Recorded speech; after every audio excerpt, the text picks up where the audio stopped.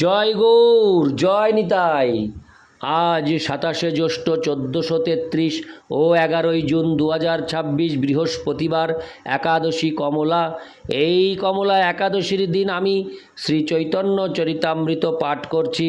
আজ আমি পাঠ করছি শ্রী চৈতন্য চরিতামৃতের মধ্যলীলা, দ্বিতীয় খণ্ড, পঞ্চদশ পরিচ্ছেদ, সার্বভৌম ভট্টাচার্যের গৃহে শ্রী চৈতন্য মহাপ্রভুর প্রসাদ সেবার শ্লোক 108।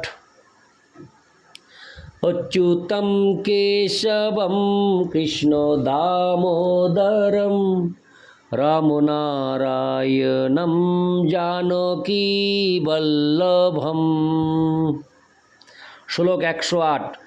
দীক্ষা পুরশ্চর্যা বিধি অপেক্ষা না করে জিহ্বা স্পর্শে আচণ্ডাল সবারে উদ্ধারে।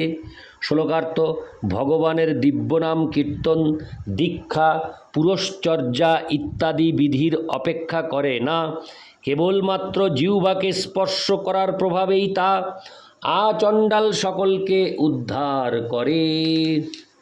তাৎপর্য: দীক্ষা সম্বন্ধে শ্রীল জীব গোস্বামী তার ভক্তি সন্দর্ভে 283 লিখেছেন। দিব্য জ্ঞানং যত দদ্যাৎ কুর্যাৎ পাপস্য সংক্ষয়ম তস্মাৎ দীক্ষেতি সা প্রোক্তা দেশিকৈস্তত্ত্ব কোবিদৈ। যা থেকে অপ্রাকৃত দিব্যজ্ঞানের উদয় এবং পাপের সর্বতরূপে ক্ষয় হয়, তত্ত্বশাস্ত্রবিদ পণ্ডিতরা তাকেই দীক্ষা বলে প্রকৃষ্টরূপে বর্ণনা করেছেন। হরিভক্তি বিলাসে বিলাস 2:3-4 দীক্ষা বিধির বর্ণনা করা হয়েছে এবং ভক্তি সন্দর্ভে 283 দীক্ষা বিধির বিশ্লেষণ করে বলা হয়েছে। দ্বিজানা মনুপেতানাং সকর্মাধ্যয়নাদিষু যথাধিকারো নাস্তিহ সচ্চোপনয়নাদনু তথাত্রাদীক্ষিতানাং তু মন্ত্র দেবার্চনাদিষু নাধিকারো স্তত কুর্যাতাৎ। হরে কৃষ্ণ। কুর্যাদাত্তানাং শিব সংস্তুতম। ব্রাহ্মণ পরিবারে জন্মগ্রহণ করলেও উপনয়ন না হওয়া পর্যন্ত যেমন বৈদিক ক্রিয়া অনুষ্ঠান করার অধিকার হয় না, উপনয়নের পরেই সেই অধিকার হয়, তেমনি অদীক্ষিত ব্যক্তিরও মন্ত্র দেবতার পূজা আদিতে অধিকার হয় না। বৈষ্ণব বিধি অনুসারে দীক্ষা গ্রহণ করে ব্রাহ্মণত্ব লাভ করা অবশ্য কর্তব্য। হরিভক্তি বিলাসে 2:6 বিষ্ণু জামল থেকে নিম্নলিখিত নির্দেশটি উল্লেখ করা হয়েছে।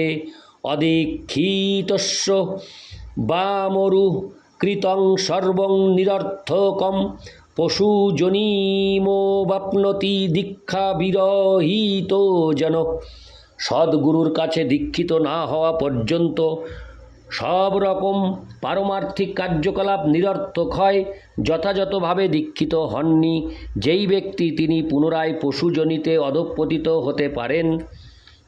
হরিভক্তি বিলাসে 2:10 আরও বলা হয়েছে, অত গুরুং প্রণম্যৈবং সর্বস্বং বিনিবেদ্য চ গৃহ্ণীয়াদৈষ্যবং মন্ত্রং দীক্ষা পূর্বং বিধানত। প্রতিটি মানুষের কর্তব্য হচ্ছে সদ্গুরুর কাছে দীক্ষা গ্রহণ করা, তাকে দেহ, মন এবং বুদ্ধি সব কিছু দান করে তার কাছ থেকে বৈষ্ণব দীক্ষা গ্রহণ করা কর্তব্য। ভক্তি সন্দর্ভে 298 তত্ত্বসাগর থেকে নিম্নলিখিত শ্লোকটি উল্লেখ করা হয়েছে। যথা কাঞ্চন তাং জাতিকাংসং রসবিধানত তথা দীক্ষা বিধানেন দ্বিজতং জায়তে নৃণাম।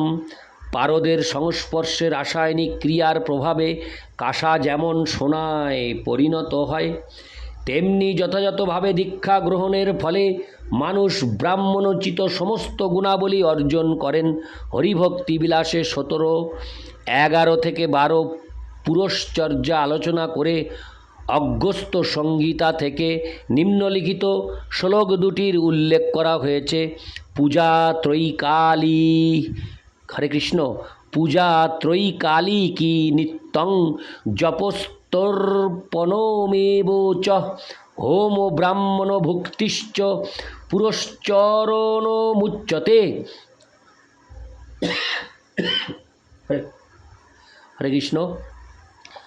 গুরোর্লব্ধস্য মন্ত্রস্য প্রসাদেন যথাবিধি পঞ্চাঙ্গোপাসনা সিদ্ধৈ পুরশ্চৈতদ্বিধায়তে।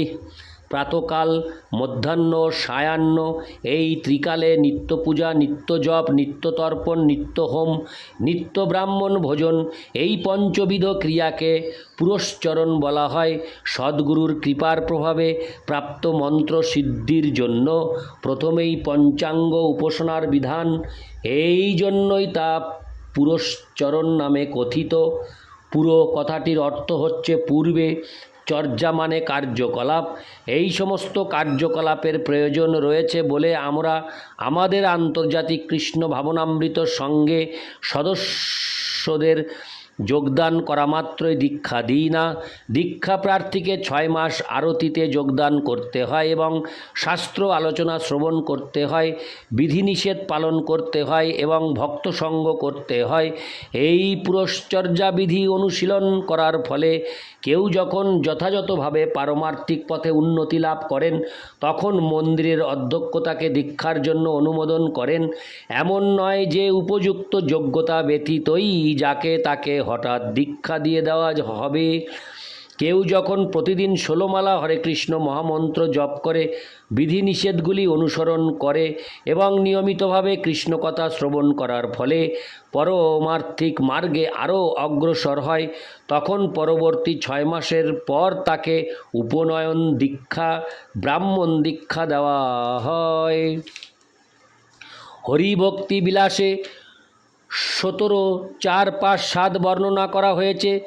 বিনা যেন ন সিদ্ধ সন্নন্ত্র বর্ষশতৈরপি কৃতেন যেন লভতে সাধক বাঞ্ছিতং ফলম পুরশ্চরণ সম্পন্ন মন্ত্র হি ফলদায়ক। অত পুরস্ক্রিয়াং কুর্যাৎ মন্ত্রবিদ সিদ্ধিকাঙ্ক্ষয়া পুরস্ক্রিয়া হি মন্ত্রাণাং প্রধানং বীর্যমুচ্যতে। বীর্যহীন তথা দেহি সর্বকর্মসু ন ক্ষম পুরশ্চরণহীন হি তথা মন্ত্র প্রকীর্তিত। পুরশ্চর্যা বিধি ব্যতীত 100 বছর মন্ত্র জপ করেও সাধক বাঞ্ছিত ফল লাভ করতে পারে না, কিন্তু যিনি পুরশ্চর্যা বিধি অনুশীলন করেছেন তিনি অনায়াসে সাফল্য লাভ করেন। কেউ যদি তার দীক্ষা সফল করতে চান তাহলে তাকে অবশ্যই প্রথমে পুরশ্চর্যা বিধি অনুশীলন করতে হবে। পুরশ্চর্যা বিধি মন্ত্র উচ্চারণের সাফল্য লাভের প্রধান উপায় স্বরূপ। বীর্যহীন দেহ যেমন কোনো কিছু করতে সক্ষম নয়, তেমনি পুরশ্চর্যা বিধি ব্যতীত মন্ত্র উচ্চারণ প্রকৃতরূপে সম্পন্ন হয় না। শ্রীল জীব গোস্বামী দীক্ষার গুরুত্ব বিশ্লেষণ করে ভক্তি সন্দর্ভে 283 থেকে 84 বলেছেন, যদ্যপি শ্রী ভাগবত মতে পঞ্চরাত্রাদিবৎ অর্চন মার্গস্য আবশ্যকত্বং নাস্তি, তদ্দিনাপি শরণাপত্তাদিনামেকোতরে নাপি পুরুষার্থ সিদ্ধেরভিহিতোতাৎ। তথাপি শ্রীনারদাদি বত্তানুসরদ্ভি শ্রীভগবতা সহ সম্বন্ধ বিশেষং দীক্ষা বিধানেন শ্রীগুরুচরণ সম্পাদিতং চিকিৎসদ্ভি কৃতায়াং দীক্ষায়ামর্চনমবশ্যং ক্রিয়েতৈব। যদ্যপি স্বরূপতো নাস্তি তথাপি প্রায় স্বভাবত দেহাদি সম্বন্ধেন কদর্যশীলনাং বিক্ষিপ্তচিত্তানাং জনানাং তত্তৎসংকোচি করণায় শ্রী মৃদসী প্রভৃতি ভীরত্রার্চন মার্গে কশ্চিৎ কশ্চিৎ কাচিৎ কাঞ্চিন্মর্যাদা স্থাপিতাস্তি।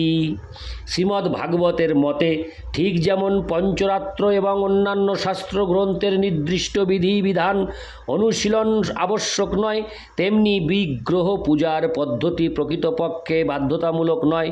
ভাগবত নির্দেশ দিয়েছে যে এমনকি বিগ্রহ পূজার অনুশীলন ব্যতীত অন্য যে কোনো ভক্তির প্রক্রিয়া, যেমন ভগবানের শ্রীপাদপদ্মে শরণাগতির দ্বারাও মানব জীবনের পূর্ণ সফলতা অর্জন করা যায়। তা সত্ত্বেও বৈষ্ণবেরা শ্রী নারদ ও তার উত্তরাধিকারীদের পন্থা অনুসরণ করে দীক্ষার মাধ্যমে সদ্গুরুর আশীর্বাদ পুষ্ট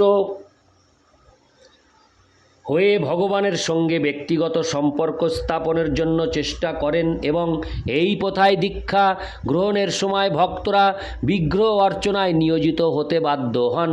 বিগ্রহ অর্চনা আবশ্যকীয় না হলেও ভগবৎ সেবার জন্য অধিকাংশ জড়জাগতিক জীবেরা এই কার্যে যুক্ত হতে প্রয়োজন বোধ করে। তাদের দৈহিক ও মানসিক অবস্থার কথা বিবেচনা করলে আমরা দেখতে পাই যে এরূপ ব্যক্তির চরিত্র অপবিত্র এবং তাদের চিত্ত বিক্ষুব্ধ। সেই জন্য এই জড়জাগতিক পরিস্থিতি পরিশোধন করার জন্য মহামুনি নারদ ও আরও অনেকে বিভিন্ন সময়ে বিগ্রহ পূজার জন্য বিবিধ প্রকার বিধি নিয়ম অনুমোদন করেছেন। তেমনি রামার্চন চন্দ্রিকায় উল্লেখ করা হয়েছে, বিনৈব দীক্ষাং বিপেন্দ্র পুরশ্চর্যাং বিনৈব হি বিনৈব ন্যাস বিধিনা জপমাত্রেণ সিদ্ধিদা। অর্থাৎ হরে কৃষ্ণ মহামন্ত্র কীর্তনের এমনই প্রভাব যে তা দীক্ষা বিধির অপেক্ষা করে না। কিন্তু কেউ যদি দীক্ষা গ্রহণ করে পঞ্চরাত্র বিধি অনুসারে ভগবানের শ্রী বিগ্রহের আরাধনা করেন, তাহলে অচিরেই তার কৃষ্ণ ভক্তির উন্মেষ হয় এবং তার জড় অভিনিবেশ বিনষ্ট হয়। জড় চেতনা থেকে যত মুক্ত হওয়া যায় ততই চিন্ময় আত্মাকে গুণগতভাবে পরমাত্মার সঙ্গে এক বলে উপলব্ধি করা যায়। সেই অবস্থায় চিন্ময় স্তরে অবস্থিতি হয় এবং ভগবানের নাম ও ভগবান স্বয়ং যে অভিন্নতা উপলব্ধি করা যায়, সেই উপলব্ধির স্তরে ভগবানের দিব্য নাম হরে কৃষ্ণ মহামন্ত্র যে কোনো জড় শব্দ নয়, তা উপলব্ধি হয়। কেউ যদি হরে কৃষ্ণ মহামন্ত্রকে সাধারণ জড় শব্দ বলে মনে করে, তাহলে তার অধঃপতন হয়। ভগবানের দিব্য নামকে সাক্ষাৎ ভগবান থেকে অভিন্ন জ্ঞানে আরাধনা এবং কীর্তন করা উচিত। তাই সদ্গুরুর নির্দেশ অনুসারে শাস্ত্রবিধি অনুসারে দীক্ষিত হওয়া উচিত। যদিও ভগবানের দিব্য নাম গ্রহণ বদ্ধ জীব এবং মুক্ত জীব উভয়ের পক্ষেই মঙ্গলজনক, তথাপি বদ্ধ জীবের পক্ষে তা বিশেষভাবে মঙ্গলজনক, কেননা তা কীর্তন করার ফলে মুক্ত হওয়া যায়। ভগবানের দিব্য নাম গ্রহণ করার ফলে যখন মুক্তি লাভ হয়, তখন ভগবত ধামে ফিরে গিয়ে পরম পূর্ণতা লাভ হয়।